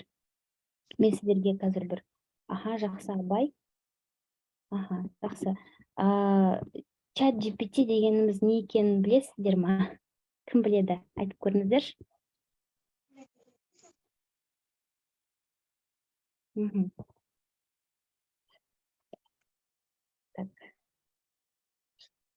Жақсы. Чат GPT дегеніміз, яғни искусственный интеллект. Біз мысалы үшін, қазір сіздерге түсіндіріп кетейін, басында мысалы үшін бізде, біреу бірдеңе деп айтты ма? Искусственный интеллект дейміз ғой, мысалы үшін бізде көптеген ақпараттың барлығы интернетте бар. Көптеген ақпараттың барлығы интернетте болмас бұрын кітапта болды. Енді қазір ол интернетте мысалы үшін барлық ақпараттар, кітаптар, электронды версияда бар. Искусственный интеллект дегеніміз біз мысалы үшін Google-да жазған кезде бізде сайттар, неше түрлі информациялар шығады ғой. Енді осының барлығын чат GPT деп, яғни біз чат-ботқа бүкіл осы информацияның барлығын салып, сіз мысалы үшін бір сұрақ, бір сөйлем жазған кезде, ол сіздің сұрағыңызға жауап беретін, яғни инструмент. Бізде осындай сайт бар. Мен экран көрініп тұр ма сіздерге? Көрініп тұр ма менің экраным? Аха, жақсы. Енді қараңыздар. Мен сіздерге ChatGPT-ді не үшін көрсетіп жатырмын? Ол көбінесе сіздің осы бизнесіңізді, егер мысалы үшін сіз Instagram жүргізетін болсаңыз, немесе енді коммерческое предложение істейтін болсаңыз, өте жақсы көмектесе алады. Мына жерде chat.openai деген осындай сайтқа кіріп көрсеңіздер, мен сіздерге так осында жібере салайын, ссылкасын. Телефонмен немесе ноутбукпен кірсеңіздер болады. Осында кіріп регистрация істейсіздер. Жаңадан кірген кезде мен уже регистрирована, да? Жаңадан кірген кезде регистрацияны сұрайды. Мен сіздерге қазір қалай қолдану керек екенін көрсеткім келіп тұр. Мысалы үшін осы аудиториядағы бізде кім Гүлназ.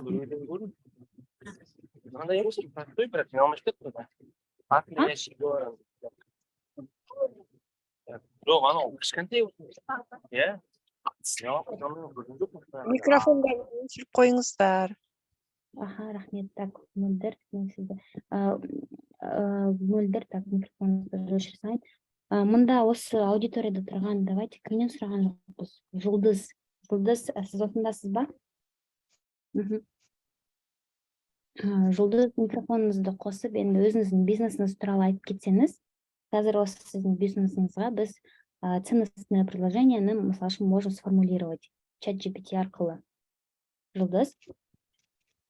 Егер Жұлдыз болмаса, кто хочет, можете включить микрофон. Давайте попробуем. Я вам покажу, как это делается. Слишком будет. Мөлдір? Мусорный счетан, что он майонез жатыр, не в чем. Так, ой. Ладно, көрген листоктары, аналар мусорный ішіне отырып қойыңыз. Все, можно убрать, иначе сатып тастауға болады ғой. Мөлдір, сіз микрофоныңызды өшірсеңіз жақсы болар еді. Өшіре алмай жатырмын микрофоныңызды. Мөлдірдің микрофоныңызды өшіре алмай жатырмын. Алмагүл? Иә, мен де қарап отырып, үміттеніп, мен өзім туралы айтып.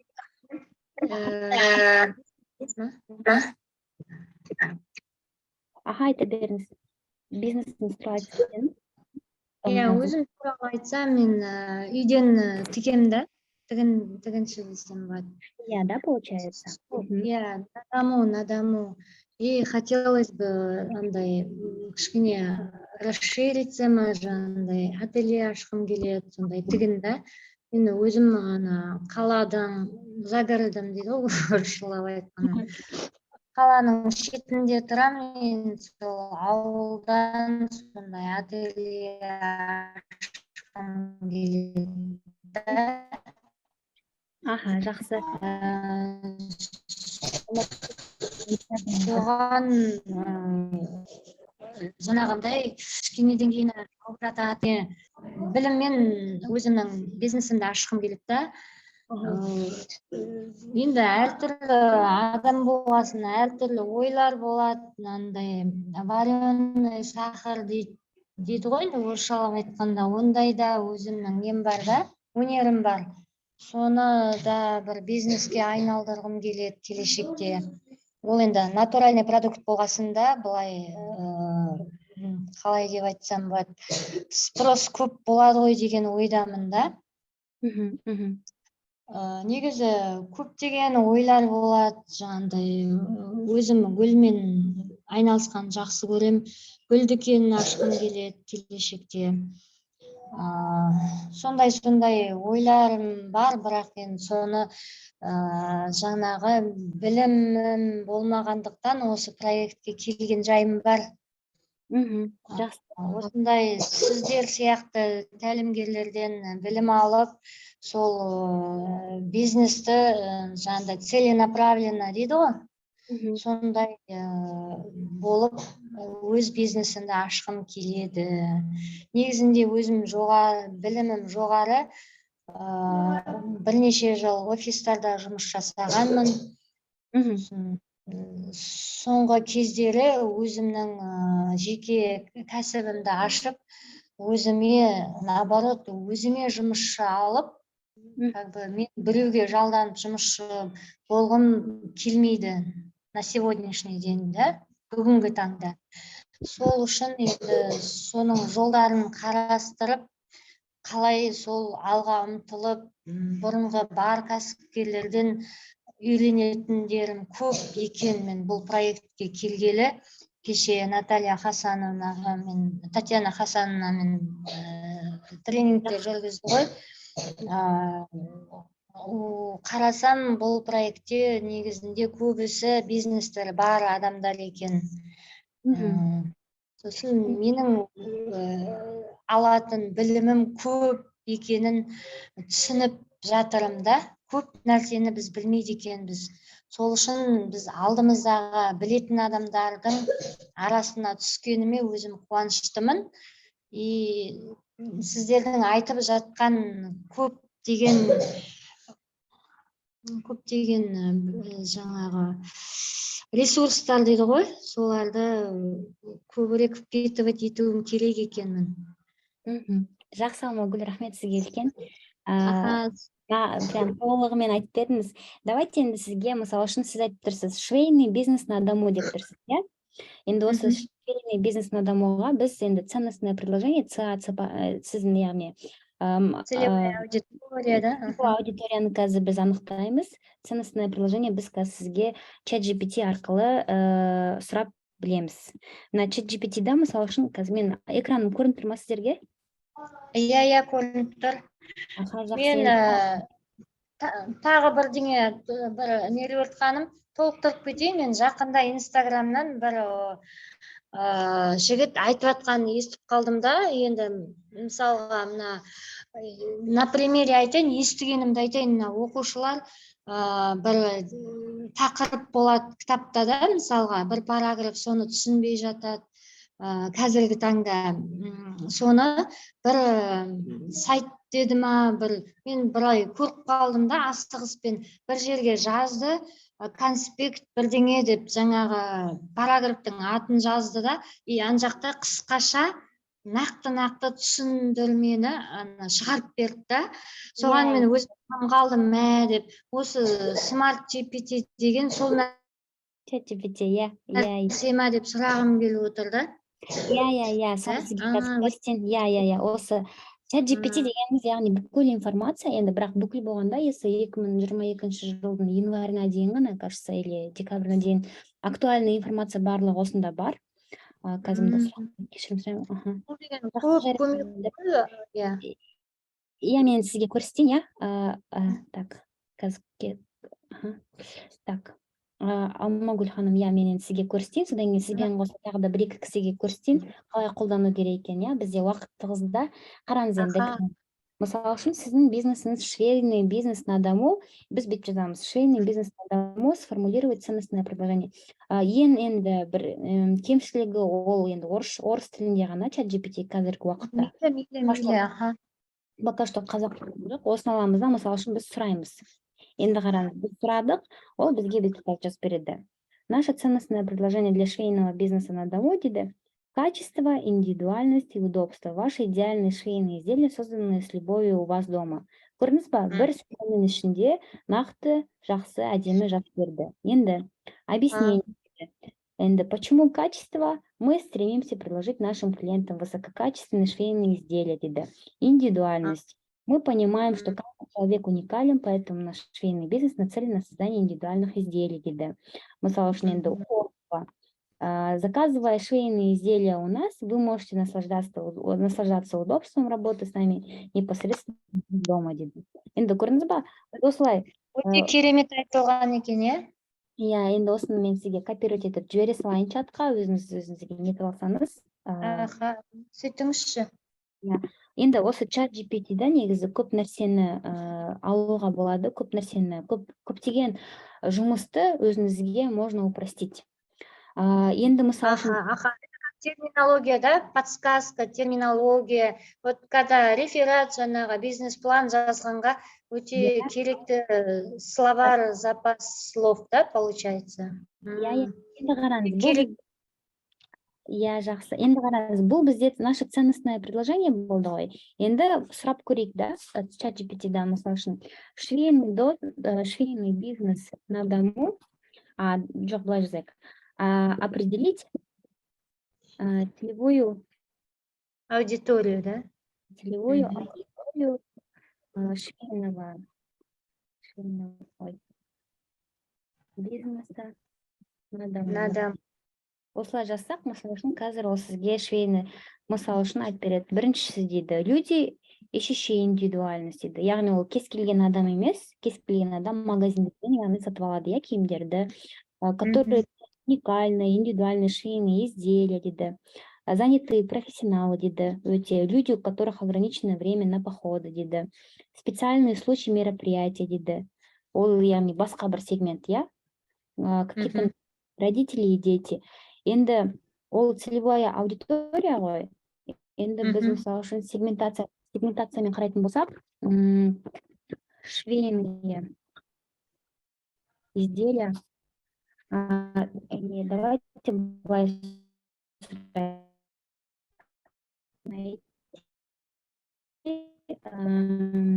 10 сегментов аудиодаму деп осылай сұрап көрейік, мысалы үшін. Осылай деп сұрасақ, ол бізге тауып береді қазір. Невесты и женихи дейді, мысалы үшін бірінші сегментіміз. Сіз соларға, яғни свадебный пошив, свадебные наряды тікті, родители энтузиасты дейді. Яғни ол біз детей, одежды, андай болады ғой, детский садиктағы, мектептегі бір мероприятиялар болады ғой, соған специалистімдар деген сияқты. Яғни индивидуалисты, яғни ол деген, мынау дегеніміз шопоголиктер ғой, яғни неше түрлі экстравагантный, винтажный киімдерді көретін адамдар, спортсмены, фитнес-энтузиасты дейді, специализированные одежды, получается, пожилые люди дейді, там, получается, переделка одежды, осы үлкен кісілерге арналған, танцоры, хореографы дейді. Яғни сіз уже 10 сегментацияны, мысалы үшін, бұл сіздің, яғни, аудиторияңыз. Сіз уже невесты, женихи болса, сіз, мысалы үшін, мейрамханаларға барып, өзіңіздің визиткаларыңызды қалдырсаңыз болады. Яғни, мен индивидуальный подходпен, яғни, неше түрлі нарядтар тігіп бере аламын. Менің, яғни, визиткаларымыз. Сіздер маған клиент әкелсеңіздер, мен сізге какой-то бір процент беріп отырамын деген сияқты. Родители, мысалы үшін, мектептерге, садиктерге барсаңыз болады. Сфере моды, яғни, осы сегменттарға қатысты сіз өзіңіздің уже клиенттарыңызды таба аласыз. Мен сізге тоже чатқа осы жерге жазып жіберемін. Сіз өзіңізге көшіріп алыңыз. Жақсы. Енді келесі тағы да кім? Рахмет сізге. Жақсы. Енді келесі Айнұр, сіз микрофоныңызды қосып тұр екенсіз, сізді көрейік. Сіз енді бизнес сұрап көрейік бизнесіңізға. Айнұр? Так. Айнұр, мұндасыз ба? Так, давайте бүйтіп қазірнан қосып көрейін.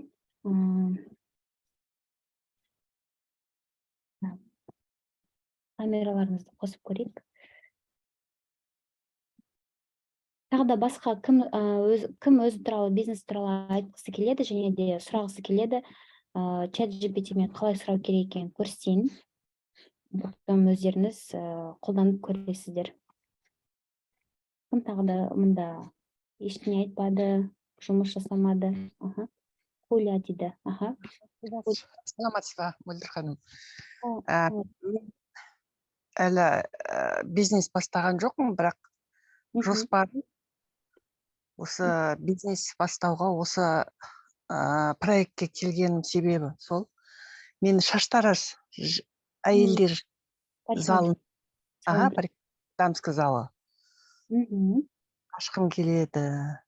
Аха, енді давайте сіз енді ашқыңыз келеді, пока сіз енді шаштарыңыз ашқыңыз келеді, бірақ өзіңіз енді парикмахерсіз ба или қалай? Мен ертеректе жас кезімде жасап кеткен, где-то 30 жасымда, 20-30 жасымда. Одан кейін есепші бухгалтер болып ауысып кеткен, жұмысым сол бухгалтер болып жасаймын. Осы жақында шықтым бухгалтерліктен. Өзіме осындай бизнес неге ашпасқа деп, өзіме өзім жасауға да. Жақсы. Ал сіз қай жерден боласыз? Ақтаудан. Да. Енді давайте чат GPT-дан сұрап көрейік, иә, бизнес сұрап көрейік, прежде чем мысалы үшін ондай бизнес ашпас бұрын не істеу керек, не білу керек деген сияқты, иә, соны да сұрауға болады. Чат GPT-дан бәрін сұрап. Мысалы үшін, прежде чем открывать бизнес, мысалы үшін открывать бизнес, бизнес, получается. Парикмахерский бүткіл салонда емес, бір орын болады ғой, сондай орынға арендаға төлеп. Бүткіл салонда алса, енді ол үлкен жұмыс болып кетеді да. Пока орындар болады да, былай арендаға место дейді ғой. Түсіндіңіз бе? Түсіндіре алдым ба дегенім ғой. Иә, сіз сонда арендаға бір орын алып, сонда яғни өзіңіз парикмахер болып жұмыс істегіңіз келеді, немесе сонда адамдарды тұрғызып қойғыңыз келеді, дұрыс па? Иә. Или өзіме жаңағыдай оқушы дайындап, кейін бизнесім жүріп кетсе, сол оқытып жүргізгім келеді да. Смотрите, мен мында жазып жатырмын, как будто мен өзім сұрап айтқандай, я хочу взять в аренду помещение для того, чтобы открыть парикмахерскую, например, парикмахерскую, что мне нужно сделать и учесть, слой сұраймыз, да, учестиміз. Потом сұраймыз, какая моя целевая аудитория, сразу, да, без сұрайық, сразу бізге ответить аудитория, и какая у меня ценностное предложение. Біздің бүгінгі тақырыбымыз ғой, бізге бүгін целевая аудитория, ценностное предложение. Енді біз осыны сұраймыз. Мында айтып тұр енді. Для открытия парикмахерской и аренды помещения вам потребуется выполнить следующие шаги, дейді. Бизнес-план, дейді. Разработайте подробный бизнес-план, включающий описание вашей концепции, целей, рыночного анализа. Ну, енді мында біраз комплексный, дейді ғой, біраз қиын несі, бизнес-план енді. Это поможет вам лучше понять свои потребности. Финансирование, поиск помещений, дейді.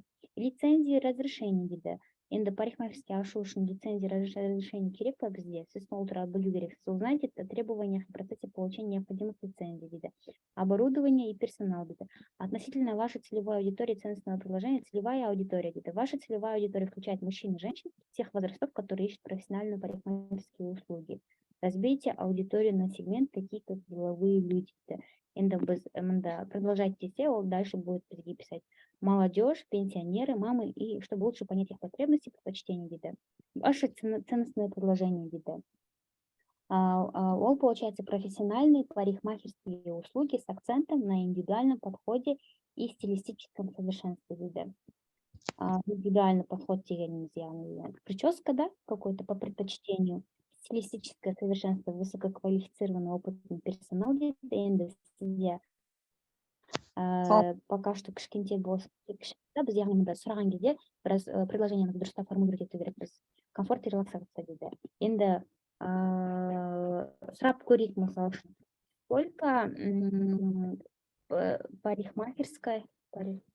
Сколько салонов красоты деп көрейік, да? Красоты в городе Ақтау, мысалы үшін. Сұрап көрейік. Қате жасқойын, мұнда уже ондай информация жоқ екен. Енді мұнда енді мысалы үшін бизнес-план дейді. Бизнес-план, мысалы үшін бизнес-план парикмахерского бизнеса. Бизнес-план дамского зала или қалай? Дейді солай.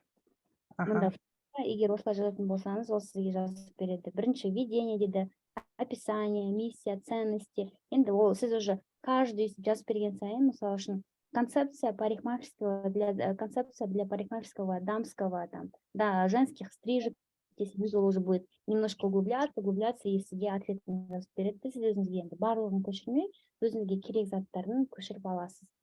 Онда сізге осы бизнес-планды мен көшіріп Zoom-ға жібере салайын, өзіңізге көшіріп аласыз. ChatGPT приложениеден скачать етіп аламын ба, қалай? Мен Zoom-ға жібердім, но негізі чат мені сайтым бар ғой, сіздерге Zoom-ға жібердім ссылкасын. Бұл бесплатный приложение. Ну, бесплатный болғанда, бесплатный. Мен қазір жазып жатқаным, ол бәрі бесплатный версиясы. Оның еще өзінің версиясы болады. Бірақ сіздер можете пока что просто бесплатной версиясымен пользоваться, потому что ол уже көп информация береді. Енді бүгінгіге кім тағы да мында Абай да кажется, да? Абай или бағана біреу айтты, отырмын деп. Саламатсыз ба? Аха, саламатсыз ба? Менің есімім Айнұр болады, естіліп тұр ма екен? Аха, иә, Менде сол кім Алмагүл тағы басқа ханымдар сияқты әлі бизнес бастаған жоқпын. Найымда жұмыс істейтін едім. Және де цифрологке оқып алған. Цифролог? Иә. Сол нишамен болса ашсам болады ма? То есть мен консультация беремін коллегаларыма. Либо болмаса андай постельное белье сондай сатқым келеді. Бірақ әлі анализ рынка ештеңе істеген жоқпын. Дұрыс түсінбедім. Нумерология сияқты, да? Нумеролог. По дате рождения рассказывали людям. Жақсы. Ну, давайте вот так напишем. Сізге показать, какая целевая аудитория в бизнесе нумерология. Да, Айнур. Да, целевая, так, бизнес.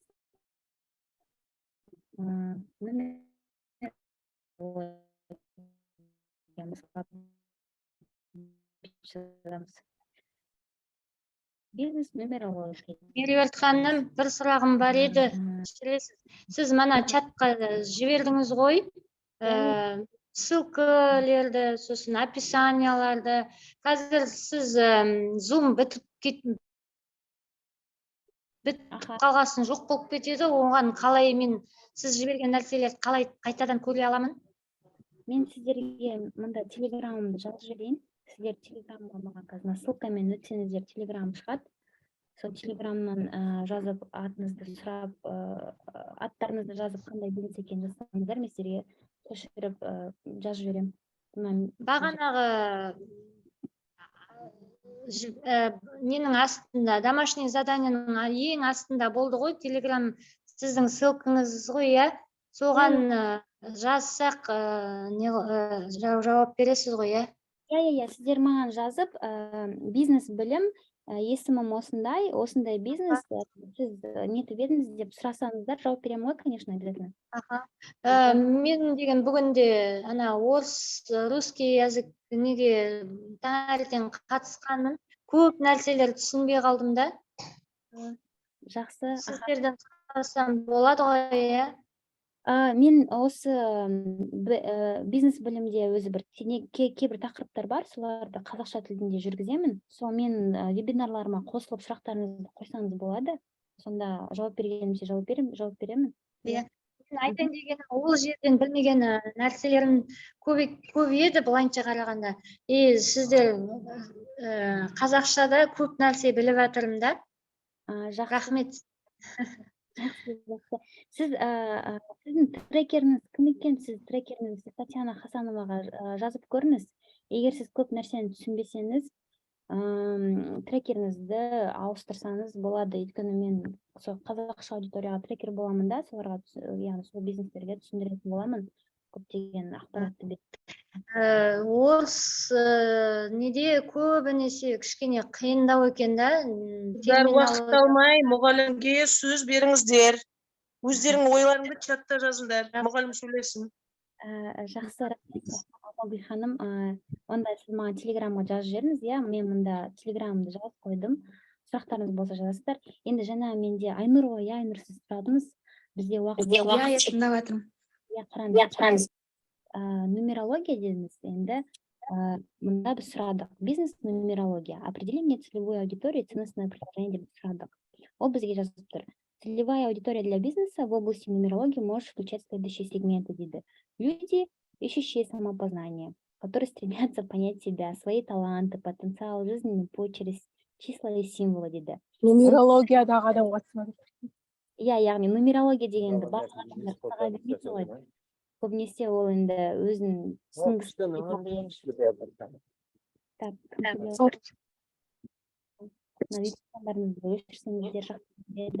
біраз кедергі болып тұр. Предприниматели и бизнесмены, дейді. Мысалы үшін, бұл сіздің целевая аудиторияларыңыз. Студенты и выпускники, дейді. Молодые люди, которые ищут помощь в определении своего. Яғни, 11-ші сынып оқыған немесе 4-ші курсты бітірген студенттер болады ғой, которые хотят, допустим, на работу устроиться. Қандай жұмысқа тұрғылары келеді, сондай кезде ол мысалы үшін ол, яғни нумерологтарға барады, астрологтарға барады, яғни сондай консультация алып өздерінің, яғни дальнейший карьерный путьтарын түсінгісі келетін адамдар, я сіздің целевой аудиторияңыз болып шығады екен. Люди, ищущие гармонии в отношениях, дейді. Енді которые хотят там понять друг друга, это про отношения, получается, люди, которые в отношениях, да, тогда люди, которые ищут поддержку, енді мында немножко андай обобщенно айтып тұр, да, без целевой аудиторияны. Сіз егер дұрыстап нақтырақ сұрақ қойсаңыз, ол енді оның ішінде дұрыстап нақтырақ сізге ответ береді. Енді ценностное предложение для бизнеса в области нумерологии, дейді. Көрейік. Мында первое. Глубокое понимание и анализ, дейді. Предоставление глубокого числового анализа и толкования, основанного на многолетнем опыте и знаниях в области нумерологии, дейді. Енді сіз нумерологиямен қанша болды қызығып жатсыз? Көп болды ма, аз болды ма? Сол себепті енді өтірік айтуға тоже болмайды, да, на многолетнем опыте. Иә. Өзіңізге 2020-да оқыған, бастап 3 рет оқып келдім соны.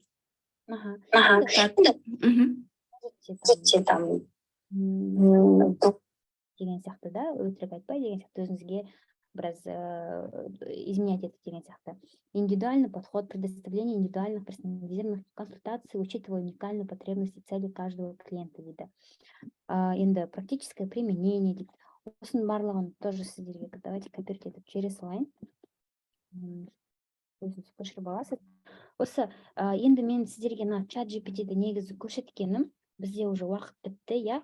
Тағы да сұрақтарыңыз болса, мен сіздерге не үшін бұның барлығын көрсеттім? Бұл чат GPT дегеніміз, ол енді сайт, оның ішінде көптеген ақпараттар, информация барлығы бар. Мысалы үшін, егер сіз бір пост Инстаграмға, или статья, или какой-то бір коммерческий предложение, либо өзіңіздің андай табличкалар істеген кезде бір информация қажет болса, егер бизнес-план істеу керек болса, сіз осы чат GPT-ді қолданып, көптеген, яғни уақытыңызды можете сэкономить, да? Сол себепті мұнда бүйтіп осы сұрақтар қойып отырып, ол сізбен виртуальный не ғой, енді искусственный интеллект қой, сізге жауап беріп отырады, шын адам сияқты. Соны қолданып үйренгендеріңіз дұрыс болады. Вот. Сол үшін сіздерге оны көрсеттім бүгін. Егер тағы да сұрақтарыңыз болса, жазыңыздар, сұраңыздар. Енді мен келесі вебинардың уақытын білмейді екенмін. Сіздерде, наверное, расписание бар шығар, сол расписаниеден көресіздер ғой.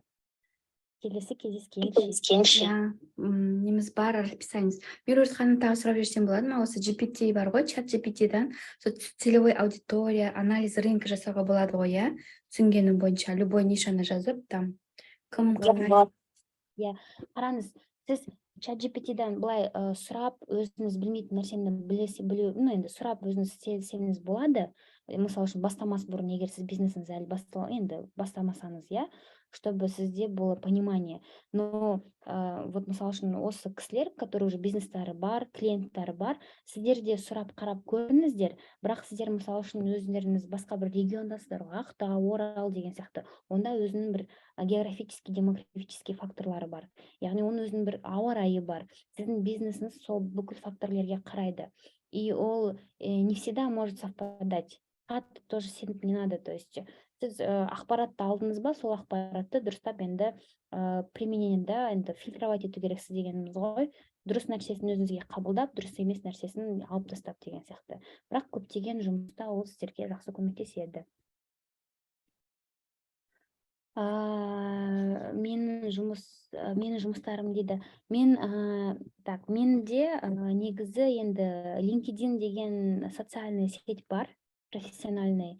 Білмеймін, сіздер қолданасыздар ма, қолданбайсыздар ма. Мен сонда парақша бар, қазір ссылкасын жібере салайын сіздерге.